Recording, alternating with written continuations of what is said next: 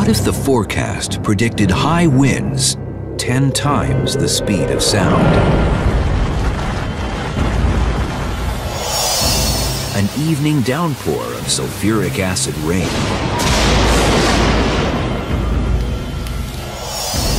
Or a hurricane 2 times the size of Earth, lasting 300 years. This is not the stuff of a science fiction movie. These are actual weather reports from around the universe, and it's Earth's weather to the extreme. We are counting down some of the biggest, baddest, weirdest, and wildest weather the universe creates. Fasten your seatbelts, it's gonna be a bumpy ride. This is the universe, wildest weather in the cosmos.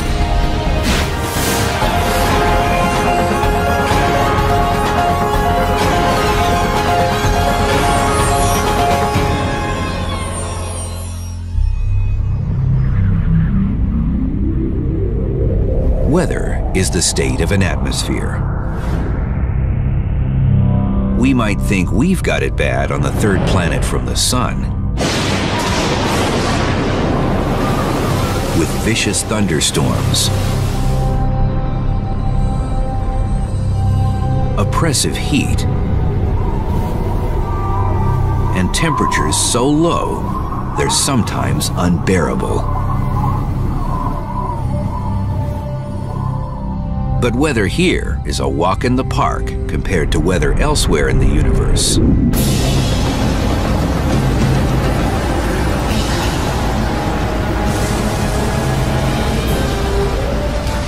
Rain, wind, and storms take on a whole new and strange meaning.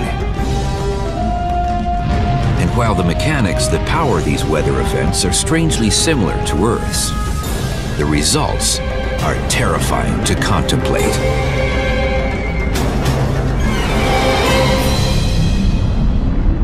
It's 900 degrees Fahrenheit on Venus, hotter than a pizza oven, every day. Mars is bone dry and colder than ice cold. You've got lightning, you've got storms. All those weather phenomena are ultimately driven by the fact that the temperature differences created by uneven input of sunlight are going to cause motions in the atmosphere.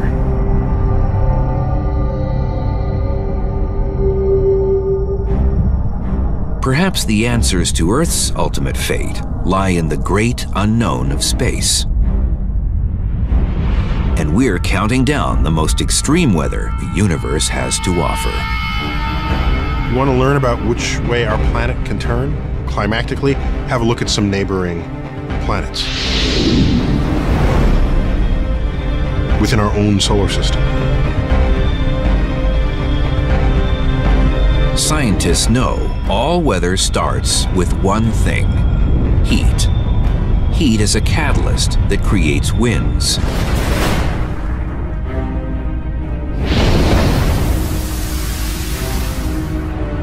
And there are winds on other planets unlike anything Mother Earth has ever seen.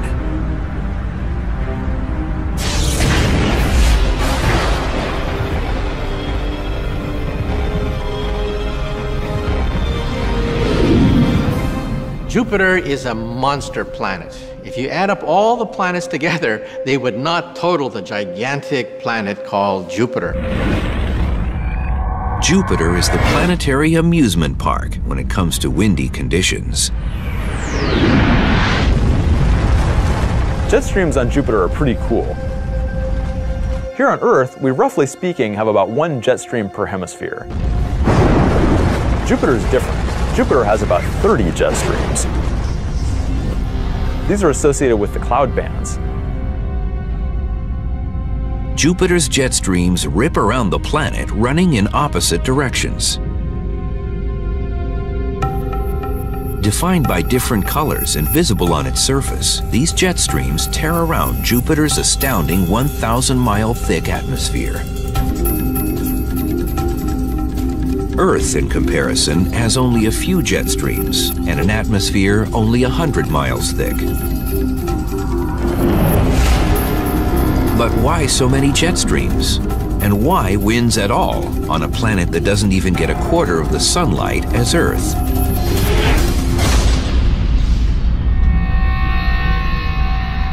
One theory suggests these winds are a direct result of this hot planet just trying to cool itself off.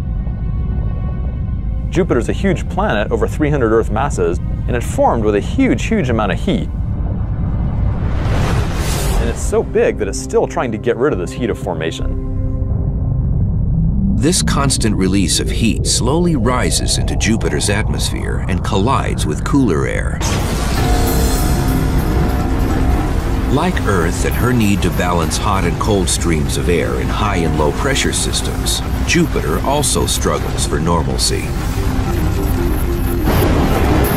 That energy then is used to drive the various storms and winds in the upper atmosphere of Jupiter. The jet streams on Jupiter are really ferocious. They go at several hundred miles per hour. And there's a lot of gas zipping along this stream. But unlike on Earth, the jet streams are pretty stable. On Earth, it's rare for surface winds to reach over 200 miles per hour. The jet streams on Jupiter reach speeds exceeding up to about 300 miles per hour. That's really fast. And you can't get out. You're trapped inside the jet stream. Traveling through Jupiter's equatorial jet stream would be like a roller coaster ride from hell. It's like this continuous, never-ending roller coaster ride! I love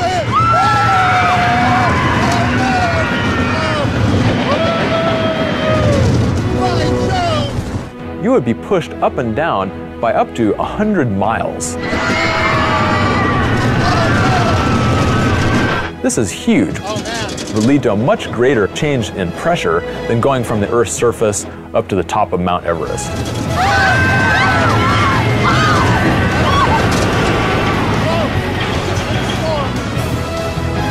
Jupiter's jet streams are pretty impressive, but 300 miles per hour is nothing compared to our next planet.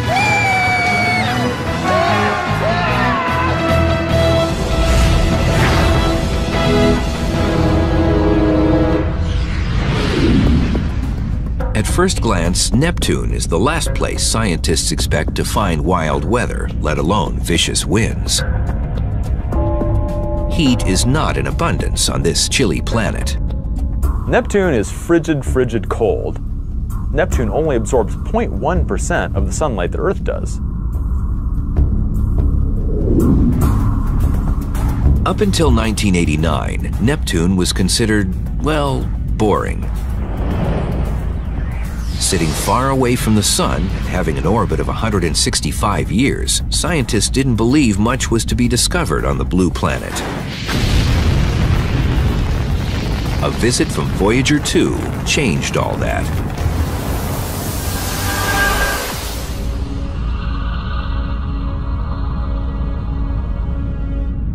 As the orbiter zoomed past the planet, scientists were shocked to discover traces of clouds.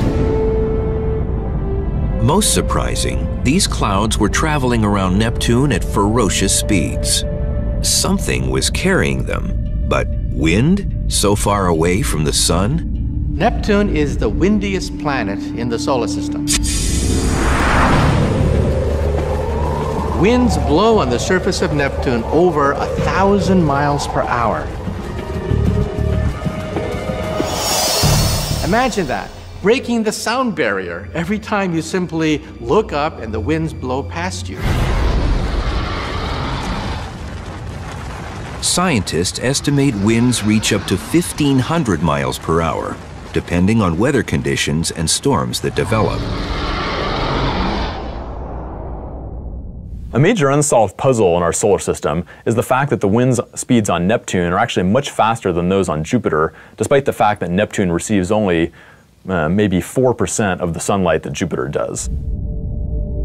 This lack of sunlight, or heat, completely contradicts what scientists know about how winds develop here on Earth.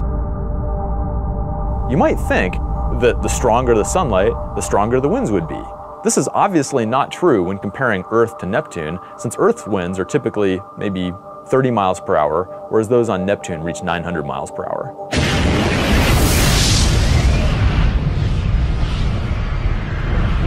Scientists suspect there is internal heat left over from Neptune's formation billions of years ago, but are perplexed how this internal heat could be enough to drive winds to this speed. There's twice as much heat getting out of Neptune as what the sun is putting in. However, that's not enough to explain the tremendous winds of Neptune. And science has come up with another hypothesis for Neptune's racing winds. A lack of friction might allow these winds to fly uninhibited around the planet. We can be very thankful that there's friction on Earth. Friction comes about when the winds are banging into things like trees and buildings and terrain like mountains. So friction ends up slowing down the winds. Like other gas giants, Neptune has no solid surface. Even though the sunlight is extremely weak, if the friction is also extremely weak, then you can build up very fast winds over time. Neptune's winds are the most impressive in our solar system. But the universe is a big place, and what is a champion here pales in comparison to weather further out in space.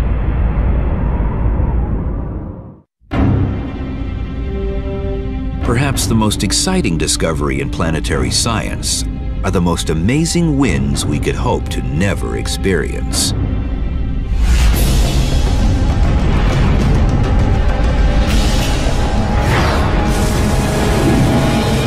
If you want to experience the wildest winds in the cosmos, then hot Jupiters are your destination. Hot Jupiters are a class of exoplanets.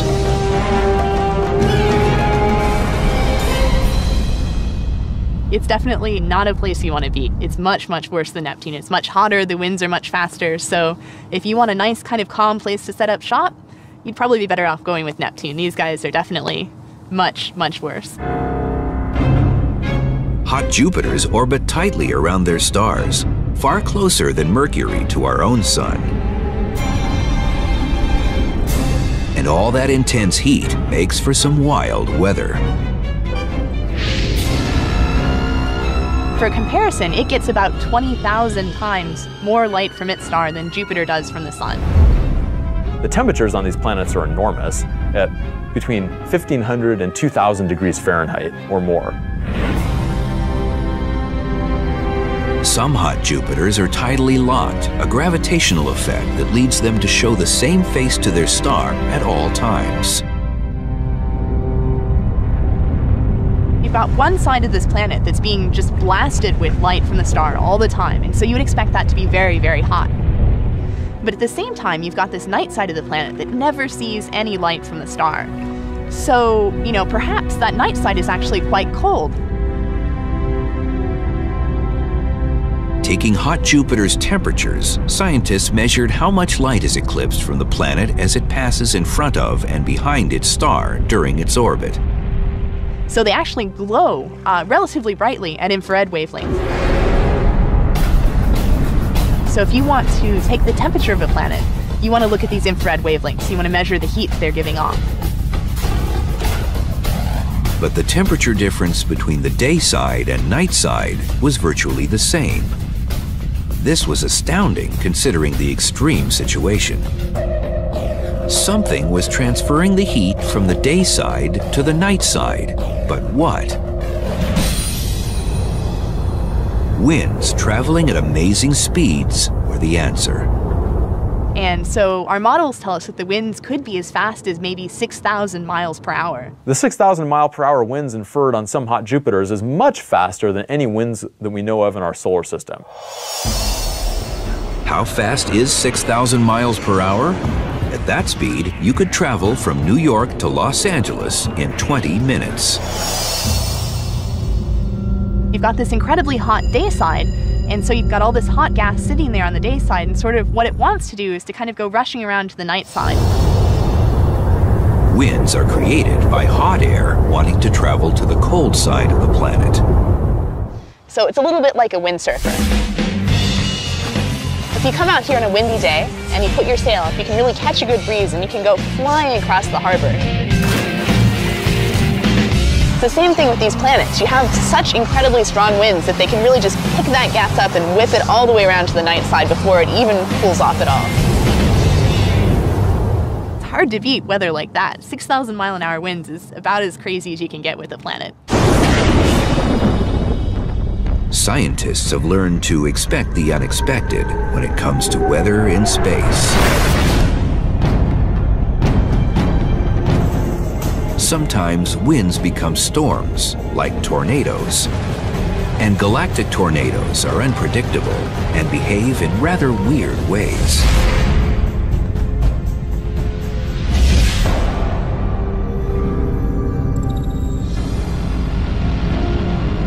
Recently, a tornado of epic proportions was discovered in space.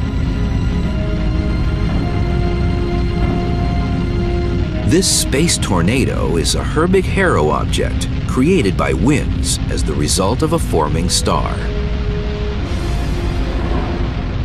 A Herbig-Haro object is a glowing cloud of gas produced when a high-speed jet of gas smashes into surrounding, essentially, stationary gas. So this high-speed jet heats the stationary gas and causes it to glow.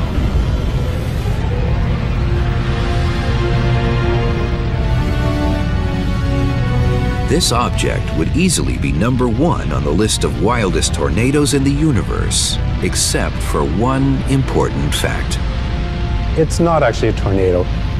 Its shape is very suggestive of a tornado. It has this helical shape to it that looks like it is twisting along, but it's actually not a rotating object like a tornado.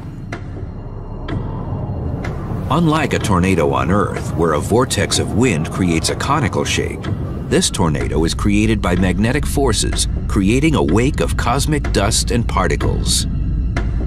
This one appears to have sort of a spiral shape within it. And that's really kind of weird because most of the others really don't have the spiral pattern. But the cause of the spin is probably different from that of a tornado on Earth.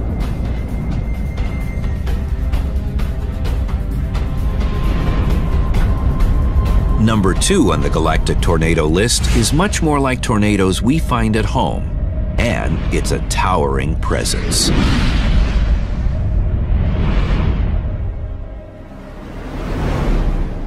They're called dust devils, and they are Mars's answer to a planetary tornado.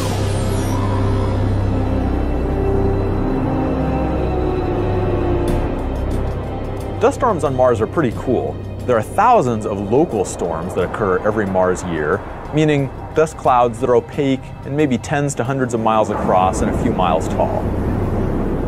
Often referred to as the red planet, Mars is a dusty and dismal place. Its surface is covered by sand. Apparently, there is no liquid water on the surface. And in this dusty terrain, when the sun rises, trouble starts. Dust devils can be hundreds of yards wide and a half-mile or more tall, spinning 70 miles an hour across the surface. And they have similarities to Earth's own tornadoes. As far as the basic forces inside a dust devil, they're pretty similar to in a tornado. They're both thin vortices that rotate and are low-pressure centers, yet a tornado is much, much stronger, often by an order of magnitude in wind speed.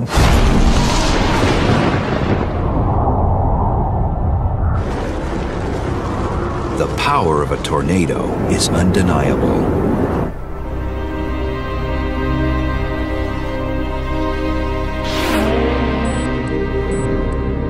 And scientists at Iowa State University can't seem to get enough of these violent storms.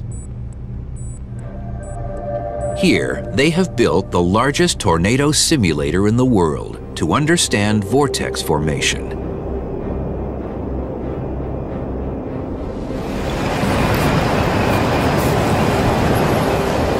Understanding the power of a tornado on the small scale here might lead scientists to understand these beasts on a grander or even galactic scale. Scientists use dry ice and packing peanuts to observe vortex behavior. There's a 6 feet diameter fan on top of me, as you can see, which produces the suction, and the flow goes up and comes through the outer duct, and it's rotating, and then the flow converges to the center and again goes up. And as it's going up, it produces the vortex of a certain size, which we can control. Combined, these elements perfectly mimic the formation of a vortex as it swells from its base and grows to a funnel. Scientists know that just like tornadoes on Earth, dust devils form from the ground up. Sunlight comes down and heats up the surface, and that heat needs to be convected away by hot blobs of air. As these hot blobs move away from the surface, air is drawn in, and just like an ice skater pulling in her arms, that air spins up, moving faster and faster, and with those higher speeds, kicks dust up into the atmosphere.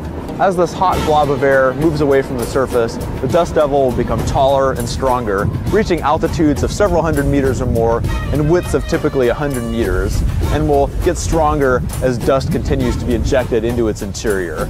And then the dust devil will move off into the distance. However, if a future space colonist was trapped in a Mars dust devil, it wouldn't be fatal. The atmosphere on Mars is very thin, so the wind could be blowing on you and you barely feel it. The pressure on you would be relatively low. So you're not going to say, oh, what was that? I just got bowled over by a dust devil. No, that's not going to happen.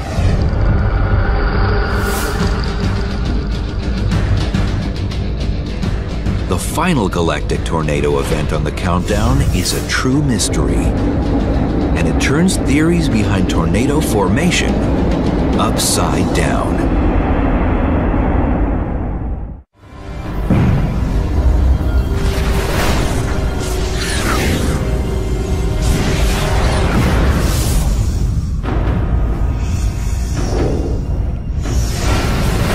The final tornado on the countdown is double trouble.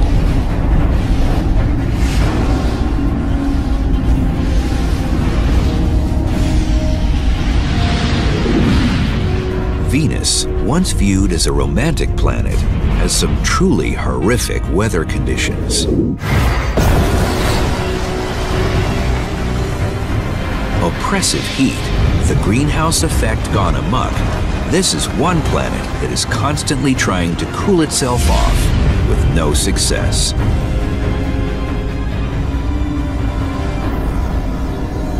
Venus is a fascinatingly hostile place. It's so hostile that even our machines that we send there, they work for like a few minutes, and then the components melt.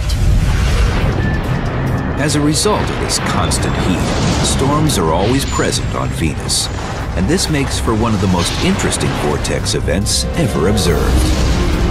There's a giant, upside-down, twin tornado permanently existing at the pole of Venus. Ever since the Venus Express orbiter sent back magnificent images of Venus, scientists have struggled to understand the twin vortexes running upside down at her south polar region.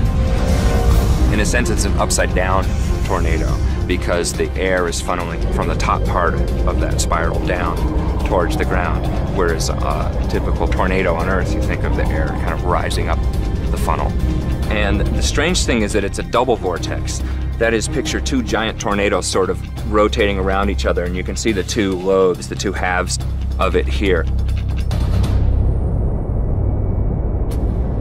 Scientists believe the vortexes are a result of heat transfer in the atmosphere, Heat rises at Venus's equator, then sinks at the coolest section of the planet. Like a bathtub draining, where the water is, that flow is concentrated on the drain, and it leads to this spinning motion. Why it's a double vortex, we don't really understand. That is still mysterious. This storm is an enormous presence on Venus. It's thousands of miles across. The winds it generates are hundreds of miles an hour. And these vortexes are a permanent fixture on Venus.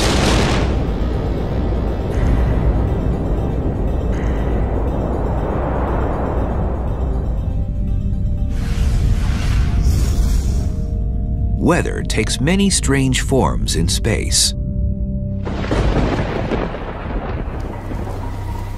Even rain.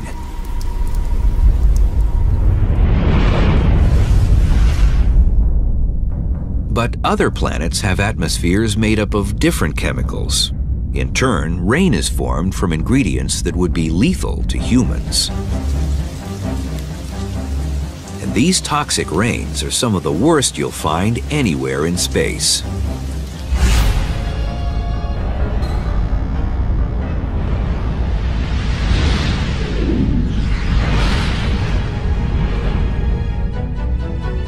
Far out past the rings of Saturn lies the second biggest moon in the solar system.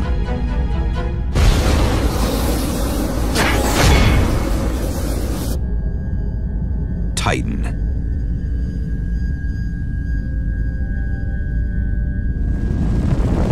In 2005, the Huygens Cassini probe pierced Titan's atmosphere, landing on its surface.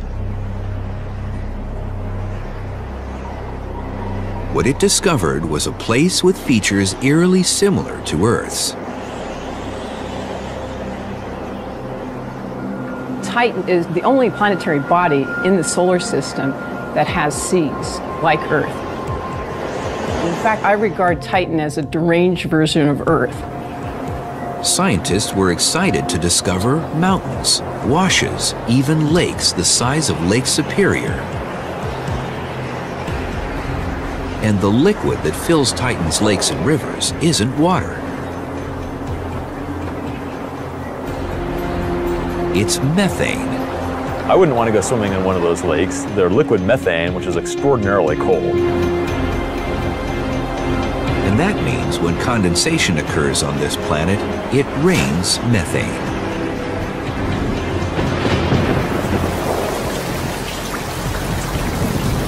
Rain on Titan isn't an everyday occurrence. In fact, scientists have only witnessed cloud formation a few times. But the evidence is everywhere. Deep washes as a result of significant rainfall. Here we are in Tucson. It hasn't rained for days, and it doesn't usually rain, but occasionally it rains very strong. And we get a lot of water coming through this wash and eroding this wall. This is the same kind of evidence we see on Titan, where usually it doesn't rain, but occasionally it produces phenomenal washes. Rainstorms on Titan might be pretty violent. We see lots of erosional patterns on the surface that suggest that some of these storms have been pretty powerful. Scientists believe it takes time for a storm to develop on Titan. And every once in a while, enough clouds build so a rainstorm occurs. So what if we do see a storm here? What would it look like? Well, the big ones are incredible.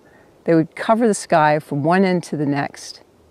And we would eventually start seeing these very gently falling drops, much slower than the rain that you have on Earth. In fact, everything would seem to be in slow motion. The winds would be a little bit slower, and the drops would gently land, and they wouldn't be water. They would be natural gas. Imagine a toxic drizzle with the consistency of waxy crude oil, all at minus 300 degrees. That's Titan.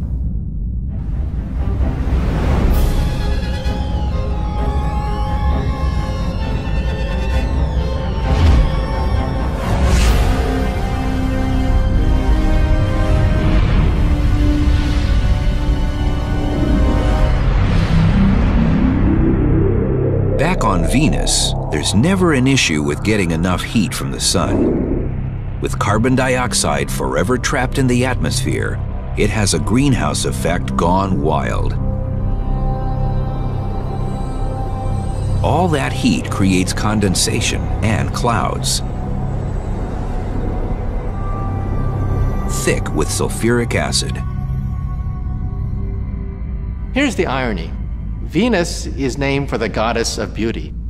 The source of the beauty of Venus is one of the most potent acids known to science. In other words, women are not from Venus.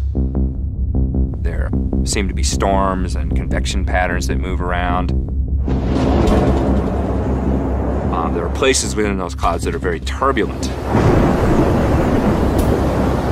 Rainstorms on Venus happen 30 miles up from the surface in the cloud beds. And acid rain falls constantly.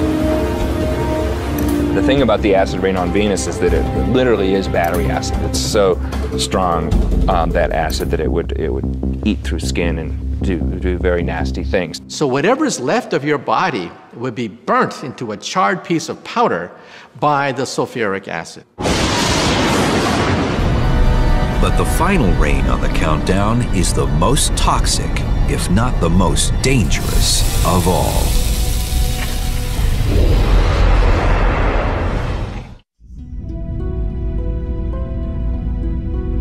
Throughout the universe, failed stars called brown dwarfs hide in the shadows.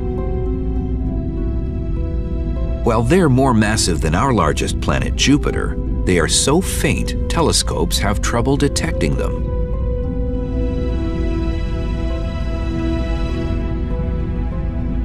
A brown dwarf is a failed star. It's a wannabe.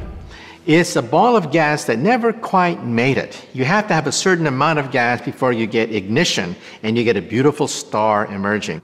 A brown dwarf just didn't make it. Despite being a failure as a star, temperatures on brown dwarfs are still pretty impressive. At over 3,000 degrees Fahrenheit. And unlike stars that are too hot to have weather, brown dwarfs have cooled enough to experience convection and condensation.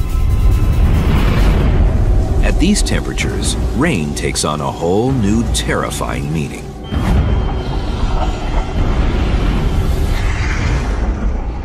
Deep in the atmosphere of a brown dwarf, it's so hot that even iron is a vapor. It's a gas, like water is in our own atmosphere.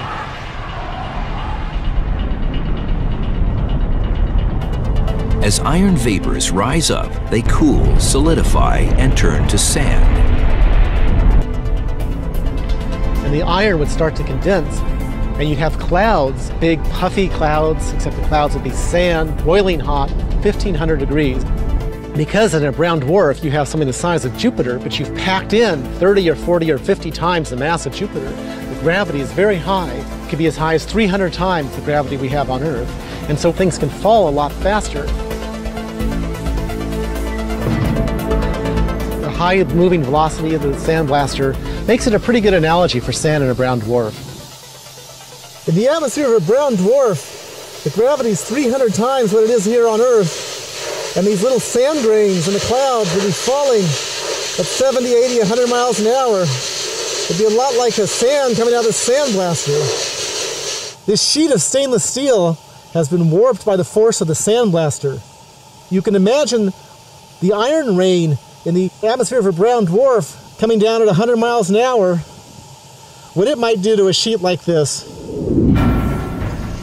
These drops of liquid iron, they're maybe 2,800, almost 3,000 degrees Fahrenheit.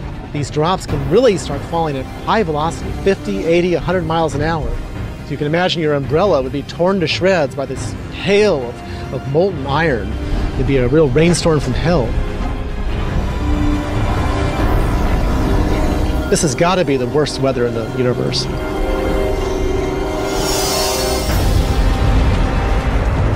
Heat, convection, condensation. The elements of weather. Alone, they cause spectacular rains, supersonic winds, and heat on other planets. Combine them, and incredible storms are formed.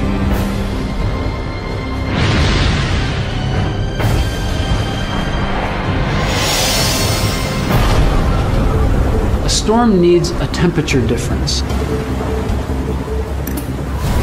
On Earth, every storm is a result of uneven heating by the sun. The easiest example is the ocean is colder than the land.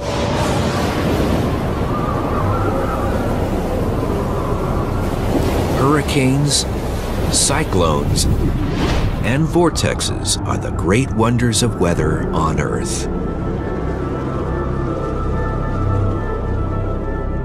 But also in space.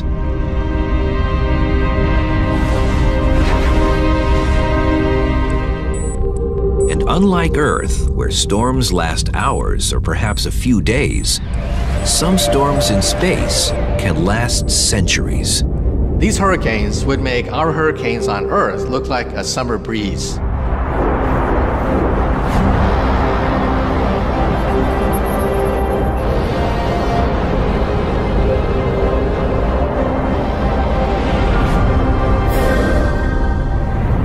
Neptune has the fastest winds in the solar system.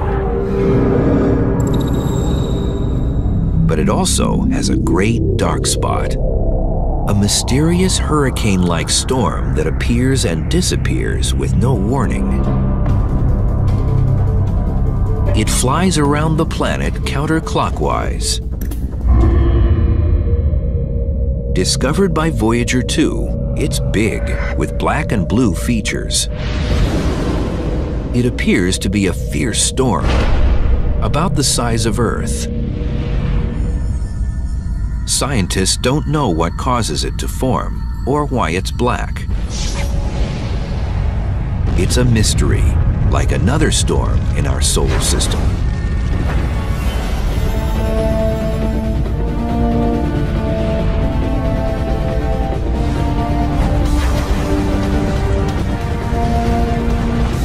Saturn is famous for its magnificent rings, but is a little mysterious when it comes to its atmosphere. But sit back and wait 30 years, and Saturn will put on a storm so magnificent it would impress Mother Nature herself.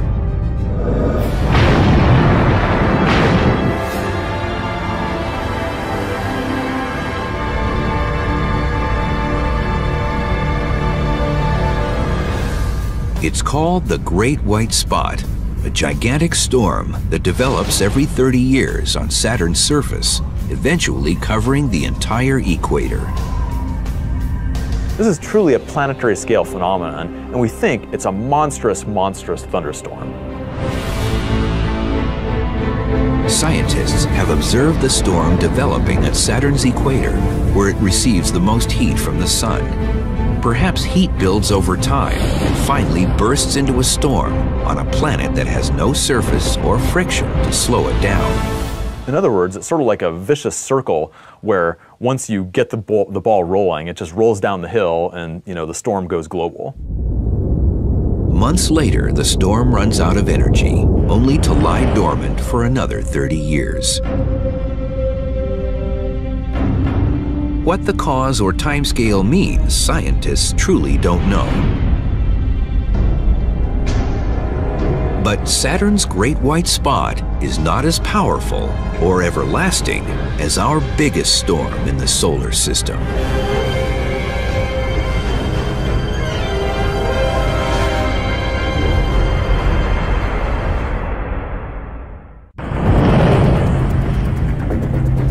Jupiter has long been a source of fascination for scientists when studying wild weather in space. And its great storm has been a feast for the eyes for centuries.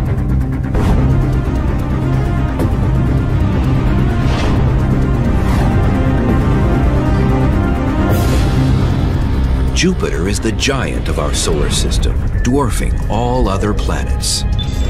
So it's only fitting its weather also becomes a showpiece of sheer force and incredible size.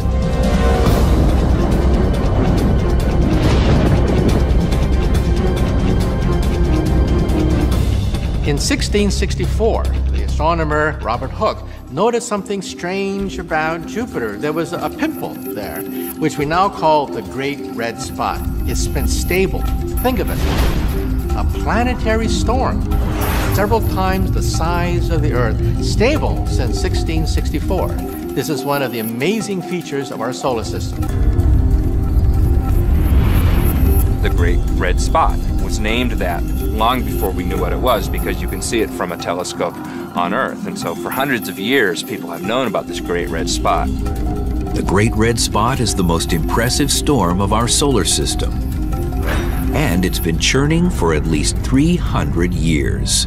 The mother of all hurricanes in our solar system is actually on Jupiter. It's not technically a hurricane, but it behaves very much like one. It has a heat source, it has swirling winds, but it dwarfs anything on our planet. This storm is so big you could take 2 Earths and stick them right inside the storm. The winds are blowing at 300 miles an hour.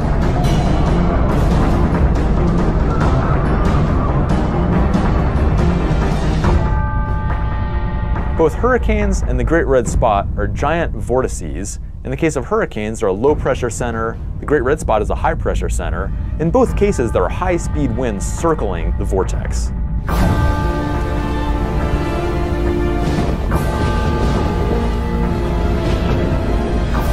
Like a giant eye, the storm continuously circles Jupiter.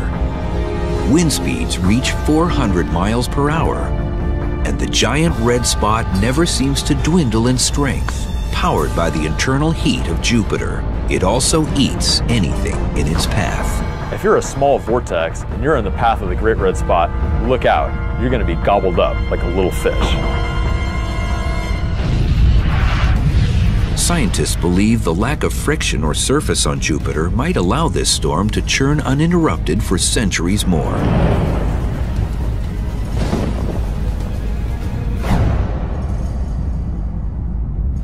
On Earth, because of the strong friction, when hurricanes hit land, they tend to fall apart in just a few days. On the other hand, the Great Red Spot has a lifetime of over 100 years. We don't really understand this in detail, but it probably means that the friction in Jupiter's atmosphere is very weak compared to an Earth's atmosphere. Jupiter is a good example of a planet where the planet itself is what's supplying at least some of the energy to drive a storm that's lasting for centuries.